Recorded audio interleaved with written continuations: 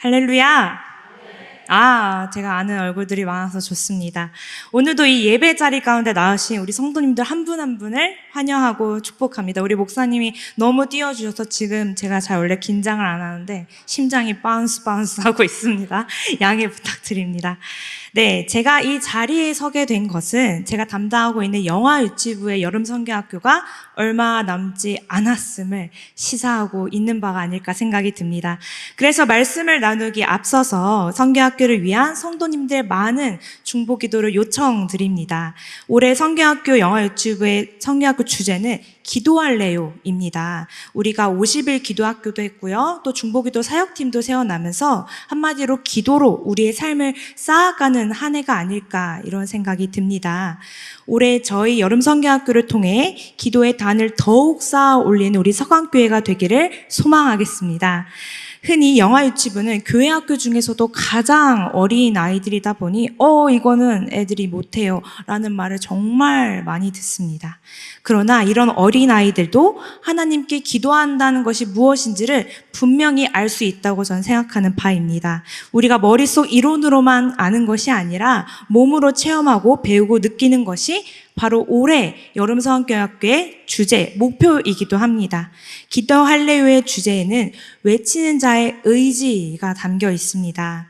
기도하세요, 기도할게요가 아닌 기도할래요는 나의 다짐이 담겨 있기 때문입니다. 그렇게 오늘 이 시간 성도님들과 기도에 대한 말씀을 제가 나누고자 합니다. 말씀을 나누기에 앞서서 제가 길치일 것 같으세요? 길치가 아닐 것 같으세요? 엄청난 길치입니다. 네. 제가 얼마 전 부천에서 제 친구를 만나기로 했어요. 서로 되게 멀리 떨어져 살아서 그 중간 지점이 부천이었습니다. 근데 그 버스를 타고 가던 중 제가 깜빡 졸았어요.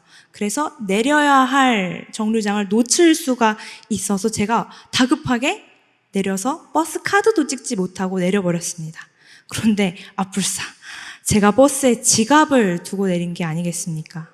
어머, 너무 탄식해 주셔서 감사해요. 버스에서 내리자마자 이 사실을 알았기 때문에 되게 영민하게 버스 종점역 여객센터에 전화를 걸었습니다. 곧 있으면 제가 버스에서 지갑을 두고 내렸는데 이거 혹시 찾으시면 연락 좀 주시겠어요? 라고 제가 연락을 드렸습니다. 그래서 버스에서 여객센터에서는 지갑이 그 버스가 곧 종점에 도착할 테니 그 지갑이 습득이 되면 이 번호로 연락을 주겠습니다 라고 답변을 얻었습니다. 그리고 1시간을 기다리다 보니 여객센터에서 전화가 왔습니다. 지갑 분실물이 들어왔으니 찾으러 오라고 하시더라고요. 저는 택시를 탔습니다.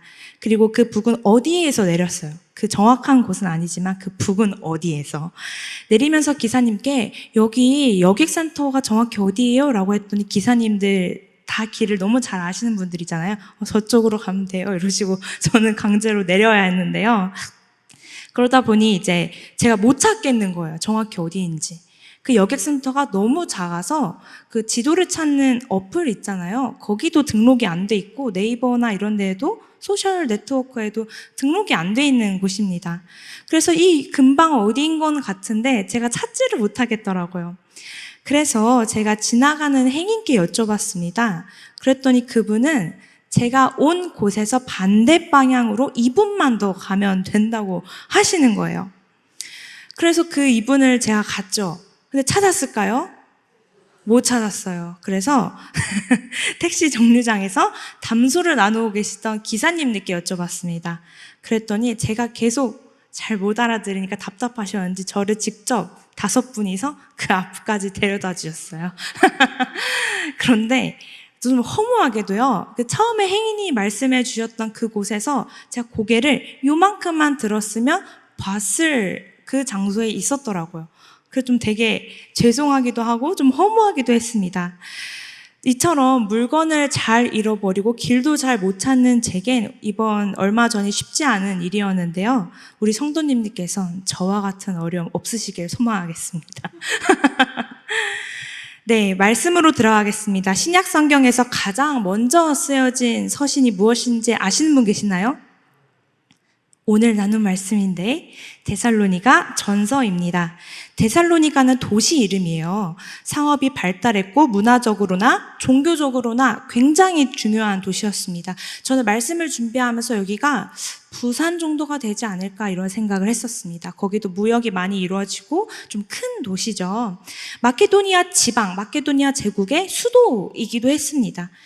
바울의 전도로 이방 나라의 복음이 전파되고 그 나라 사람들도 예수님을 영접하게 되었죠. 그러면서 데살로니가 지방에도 많은 교회들이 세워졌는데 그 중에서 가장 먼저 세워진 교회가 바로 데살로니가 교회입니다. 근데 이 데살로니가 교회에는 세 가지 특징이 있었는데요. 첫 번째로 데살로니가 교회는 예수님의 재림이 얼마 남지 않았다, 임박했다라고 믿었던 교회입니다. 단순히 기다림을 넘어서 얼마 남지 않았다, 임박했다. 마치 과거에 대한민국에서 일어난 휴거 소동 기억나시죠? 네, 그것과 비슷할지 모르겠습니다.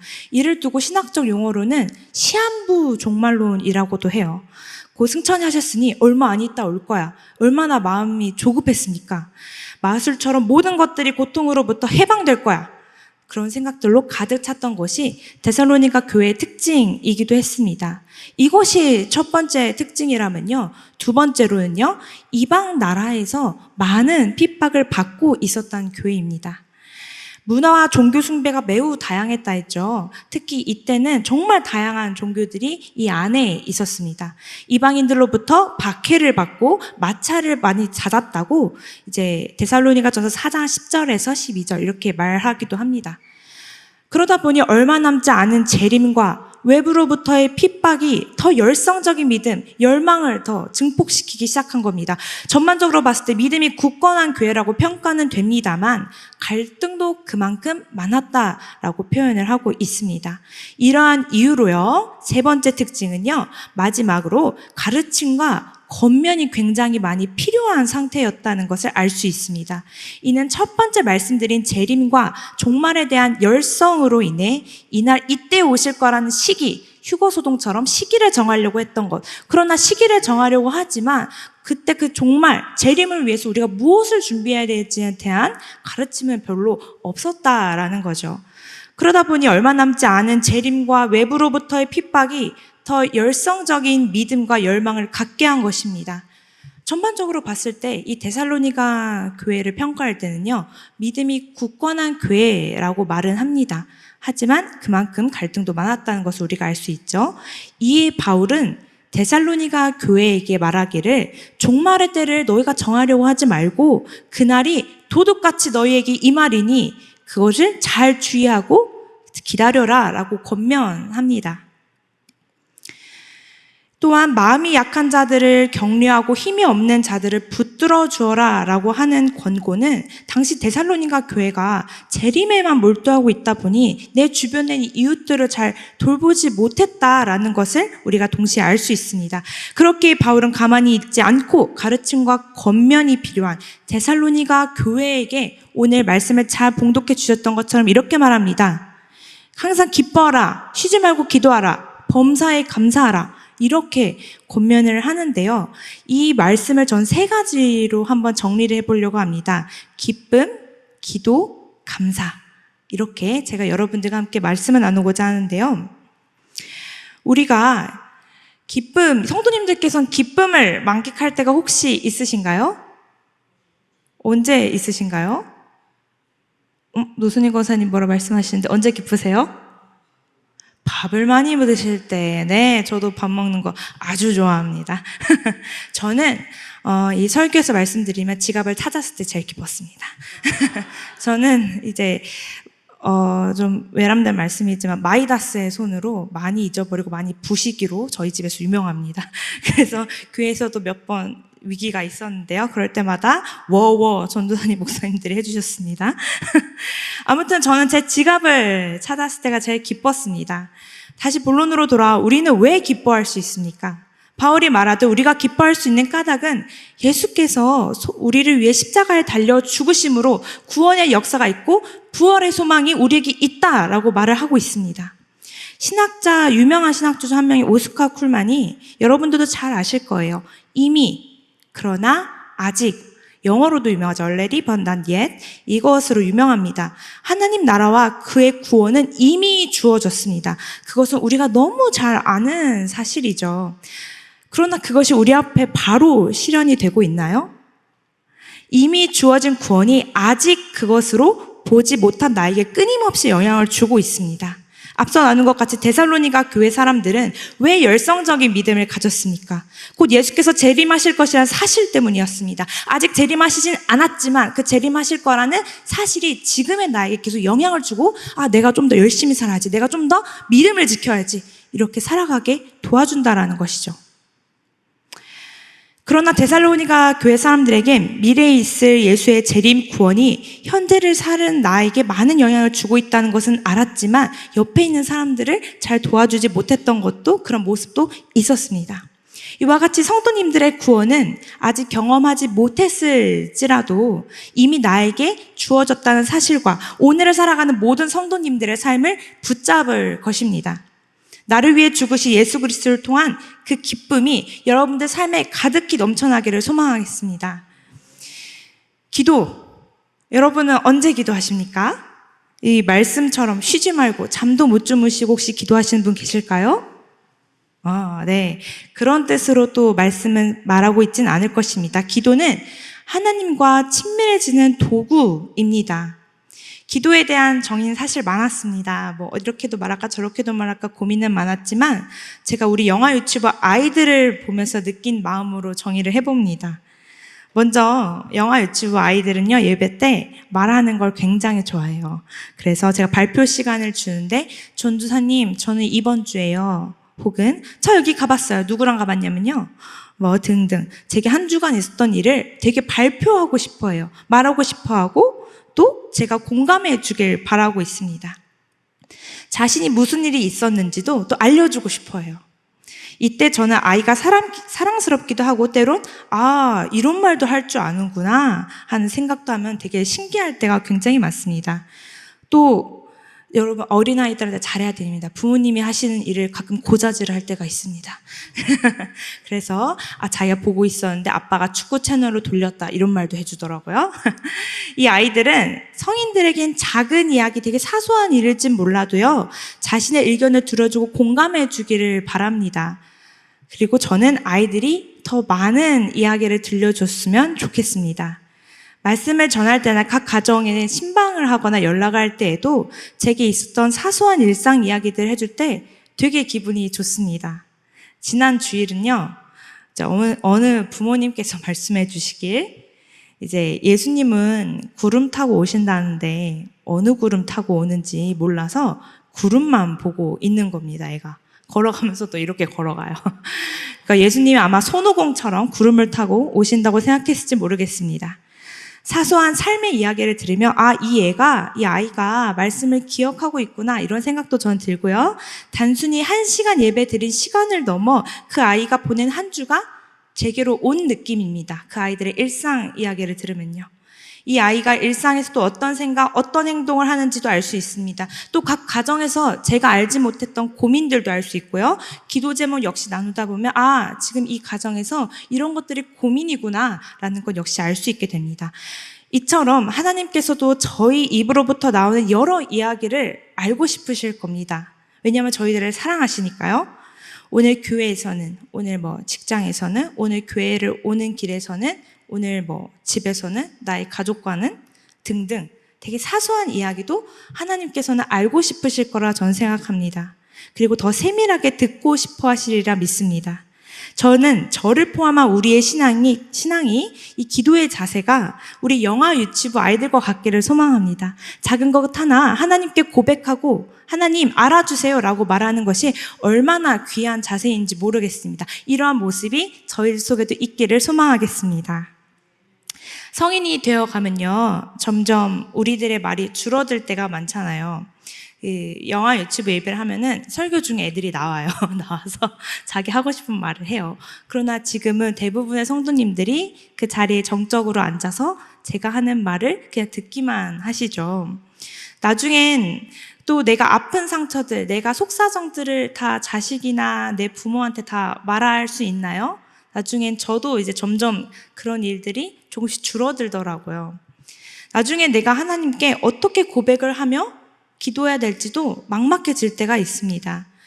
그러나 우리가 오늘의 기도처럼 형식을 갖추고 준비된 말로 멋지게 하는 것이 아니라 하나님, 저 그냥 힘들어요. 저 이거 하기 싫어요. 라는 이 간단한 고백 역시 하나님께서 들으시고 우리들의 마음을 아신다는 사실을 아셨으면 좋겠습니다. 비로소 하나님께서 함께 하신다는 것은 무엇입니까? 그냥 너는 그 짐 들어? 나는 여기서 옆에서 응원해줄게, 공감해줄게. 이게 함께 하시는 건가요? 하나님께서는 그 짐을 같이 들어주신다는 사실을 기억했으면 좋겠습니다. 그래서 우리들 옆에서 같이 그 짐을 들고 계시는 하나님을 발견하시기를 소망하겠습니다. 기도는 하나님과의 대화로서 그분과의 동행이 아직도 굳건하다는 사실을 우리에게 알려주는 것입니다. 마지막으로 오늘 우리가 나눌 말씀 중에 하나인 감사에 대해서 나눠보고자 합니다.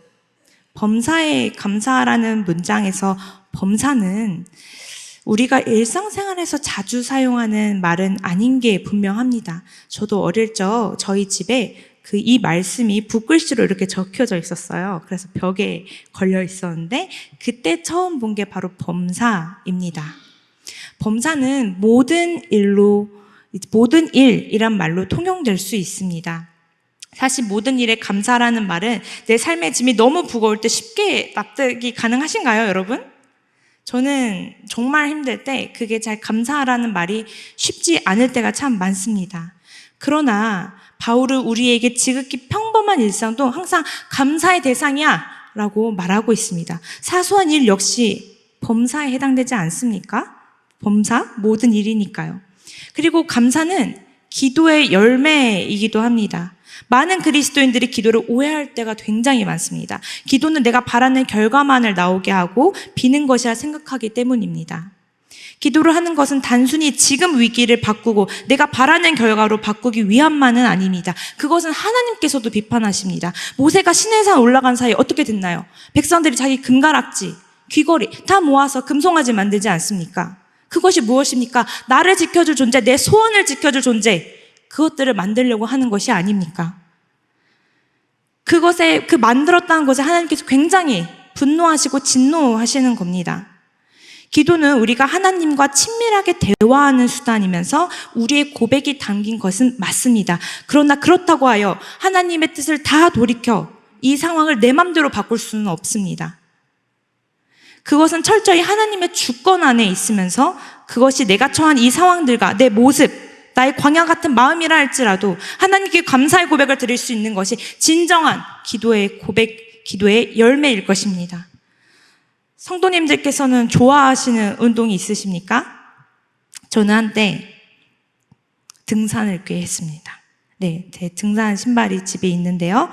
친한 동역자분이 취미가 등산이셨어요. 여자 전도사님이셨는데.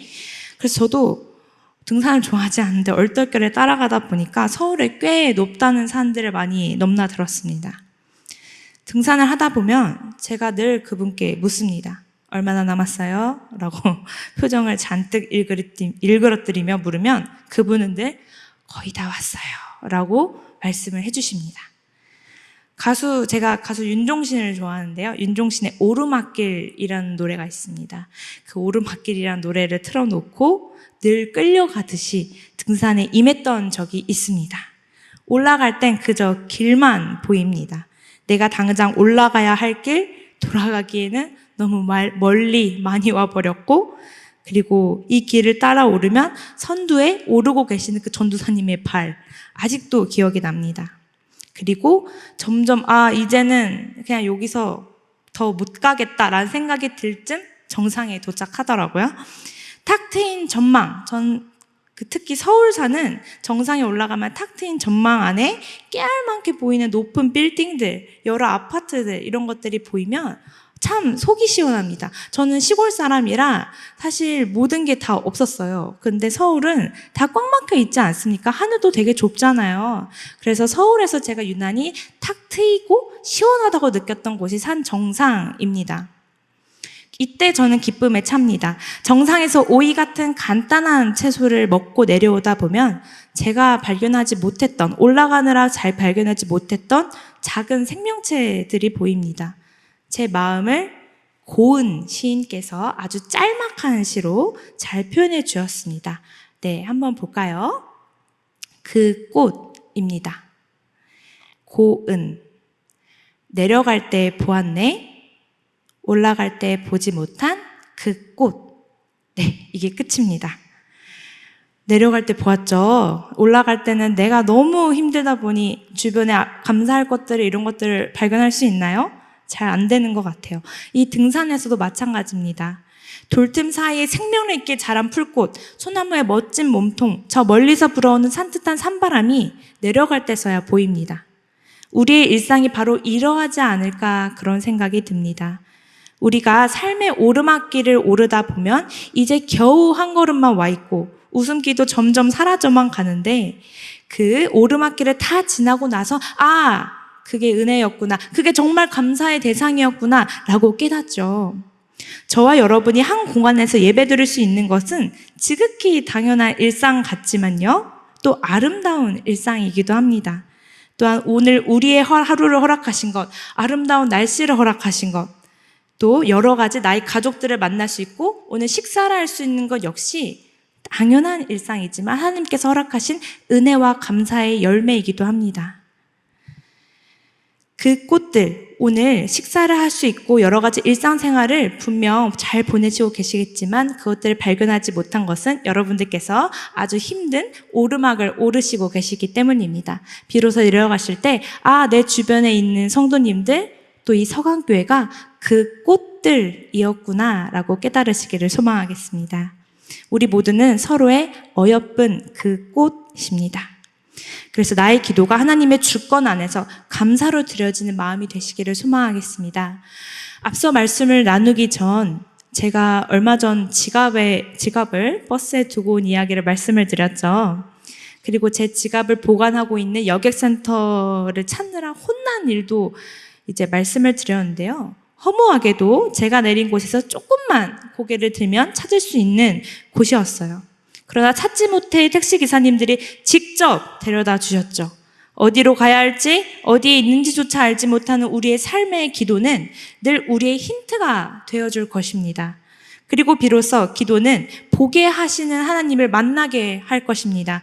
바울이 모든 일을 감사하라고 여기는 것은 하나님의 사랑이 우리 삶에 도래했고 그 삶의 작은 순간들마다 이미 하나님께서 함께 하신다는 사실을 소망한다는 마음이었을 것입니다. 제가 도움을 받아 여객센터에 도착했던 것처럼, 그리고 지갑을 찾는 기쁨을 누렸던 것처럼 이 기도를 통해 함께 하시는 하나님, 보게 하시는 하나님을 발견하시기를 소망하겠습니다. 기도의 열매는 감사입니다. 내가 마주한 이 상황이 이해되지 않더라도 그럼에도 불구하고 내가 이 자리에 설 수 있는 것, 저 역시도 마찬가지죠. 내가 오늘 하루를 살아갈 수 있는 것, 그런 것으로부터 감사가 시작될 때 진정 하나님은 여러분들이 보아야 할 사실들, 그 꽃들을 보게 하실 것입니다. 기도는 이러한 하나님과의 교류임을 꼭 기억하시기를 바라겠습니다. 그리고 이러한 기도가 우리 삶에 주어진 하나님의 사랑과 은혜를 더 발견하게 할 것입니다. 함께 하시는 하나님, 보게 하시는 하나님이 함께 하시는 여러분의 삶에 기도와 감사하며 기도로 이때껏 보지 못했던 그 꽃들을 발견하시는 우리 서강교회 성도님들이 되시기를 소망하겠습니다. 함께 기도하겠습니다. 사랑이 많으신 하나님, 감사합니다. 시간과 공간을 뚫고 이 자리에 함께 임재하시고 또한 저희들이 이 맑은 날씨, 또 함께 드리는 예배, 말씀, 기도들이 다 일반적이고 일상적인 당연한 일 같지만 그렇지 않으면 이 시간 고백합니다. 저희들이 하나님의 은혜, 예수님의 그 사랑에 기뻐할 수 있는 자가 되게 하시고 또한 모든 것들을 감사로 하나님의 뜻을 구하는 자들 되게 하여 주시옵시고, 그래서 그 기도의 열매가 감사임을 고백할 수 있는 성안교회 성도님들이 될 수 있도록 주님 함께 하여 주시옵소서. 또한 드려지는 모든 예배들 가운데 함께 하셔서 우리 성도님들의 마음을 만져주시고, 혹시 광야 같은 마음이 있고 오르막길이 있다면 주님께서 함께 하신다는 그 사실, 짐을 함께 나누고 있다는 그 사실을 기억하게 하여 주시옵소서. 이 모든 것 주님께서 함께 하실 줄 믿고 감사드리며 사랑의 주 예수 그리스도 이름으로 기도드렸습니다. 아멘.